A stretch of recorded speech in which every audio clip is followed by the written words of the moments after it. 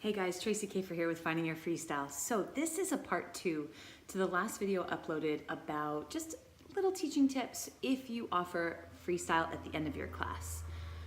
I think it's really useful to take concepts like what we just talked about and make them even more practical, even more applicable to like what you're actually doing. And so I wanted to give a couple of additional tips on things that you could do with that time, that 5, 10, 2 minutes at the end of your class where you're offering your students time to play. So if you didn't watch the other video, that might be a good thing to start with, but let's get right in.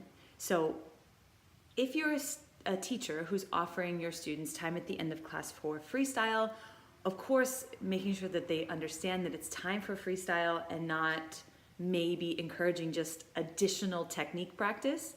But here's a way to do that. So if you find that, let's say you are giving them context, you are saying, this is time for play, and this is where you start to listen to your own inner voice and find the impulses based on what you're hearing or what you're feeling. If that's not working, if you say that, and then what they end up continuing to do is like practice the moves you just gave them without, integrating them with other things, other qualities, here's what we can do.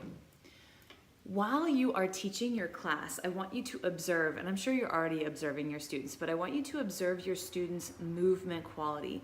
Notice the things that they are habitually perpetuating that might inhibit the ability to flow later. So obvious things to me are things like, that you'll probably see, is them kind of falling out of movement, actually not mindfully exiting whatever it is that they've entered. Other really obvious things is the head doesn't tend to move with the spine, move with the movement, especially if we're in deep thought or lots of mental processing. The head tends to move with the body as if it doesn't have a neck that pivots and rotates. And so bringing hand focus in. Sometimes when we're thinking, we end up holding the hands quite rigidly. You'll see the thinking hand when someone's going into a spin, and that's just my way of putting it, but you know exactly what I mean, is that the hands get sort of stiff. If the process is very difficult for a student to stay engaged, we'll end up, creating unnecessary tension in other parts of the body. Maybe you might notice that your students' feet and ground connection awareness starts to lack attention when they're in class. So really, blanket statement, have a look at what movement habits you're seeing that aren't the most conducive to flow or refinement or quality, whatever word you value. Once you've noticed that, put that in the back burner of your mind to mention at the freestyle time. And what you can do with that time, not only tasking them with freestyle, but actually tasking them with where to place their attention. And that's really gonna take the attention away from the way that they've structured their movement before in the rest of class. So if you notice that you've got the thinking hands, you can encourage your students, okay, lights are lower, we're taking a few deep breaths, we're gonna change the music, you're gonna get your own time.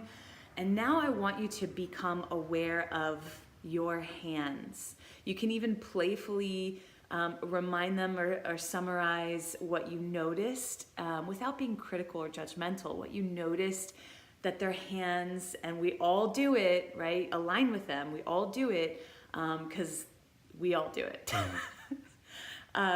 Bringing their awareness to how their hands can move and reminding them that what their hands are doing is a choice. It's a choice whether we're unconscious we're making that choice or conscious that we're making that choice. And remind them the hands are storytellers and the hands are what helps us communicate.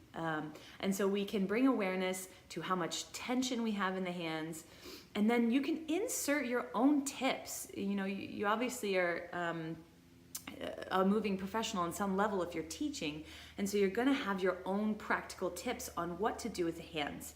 And because it's freestyle, I wanna encourage you not to be too directive with this is right, this is wrong, because actually in the freestyle space, right and wrong should be back-burnered, because what will end up happening is they will contain what they allow themselves to do.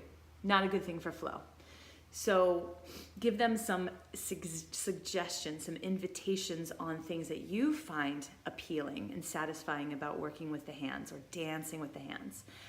This is one example. Like I said, you're going to be watching those students or watching your entire class and getting a general sense of what could be the most valuable flow enhancer for the day. And a lot of times you'll end up seeing something that almost everyone is doing, and then giving them a practical task when they are in the freestyle bit of class at the end or wherever you insert it, and task them with that focus and attention. Again, because it's freestyle, making sure that you're not saying, make sure you do this and not do this, because again, right and wrong, not important, but giving them the space to invite in greater focus and awareness in a certain part of the movement or a certain part of the body.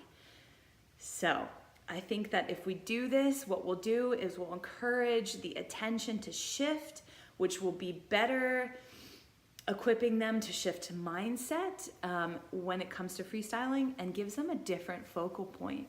Otherwise, they're gonna unconsciously pick a focal point, and it's more than likely going to be the momentum carried from the rest of class.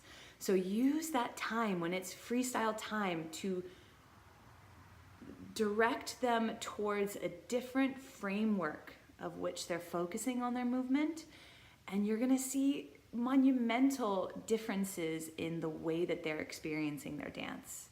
So please leave a comment down below if you found this useful, or hit the thumbs up, and then turn on those notifications so that you don't miss the rest of the tips coming in the future. I'm sending you lots of love, and I hope you're having a groovy week. Bye.